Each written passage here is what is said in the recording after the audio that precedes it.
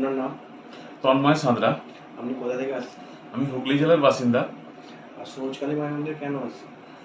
আমি সবুজকালীর মায়ের মন্দিরে আসছি আমার একটু সমস্যা নিয়ে। সমস্যা বলতে আমার বাড়িতে খুব ভয় লাগতো আর কি, খুবই ধরনের, এত যে ভয় লাগতো বলে বোঝাতে পারবো না।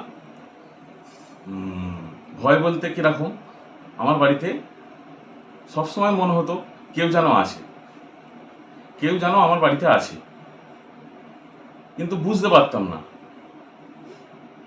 আমার মেয়ে বলতো, আমার বউ বলতো,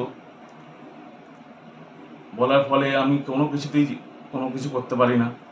আমাদের শরীর খারাপ হতে লাগলো। আমরা একে একে আর কি সবাই অ্যাডমিট হতে লাগলাম হসপিটালে।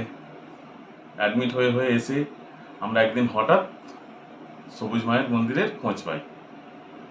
ওই খোঁজ ধরে এসে আমরা সবুজ মায়ের কাছে এসে জানাই বাবাকে সব কিছু, যে আমাদের এই সমস্যা হচ্ছে, শরীর খারাপ হচ্ছে, কে বাড়িতে যেন ঘোরাঘুরি করছে, বাড়িতে কে যেন আসে, সবসময় যেন আতঙ্ক মনের মধ্যে, একটা ভয় লেগেই ছিল। বাবাকে সব এসে খুলে বলি, বাবা বলে ঠিক আছে, আমি কিছু করছি তোমাদের জন্যে, দেখো তোমরা সেটা করে। আমরা বাবার মতে হিসাবে চলে এখনো পর্যন্ত আমরা সমস্যা থেকে উদ্ধার হয়ে পুরো ঠিক হয়ে গেছি।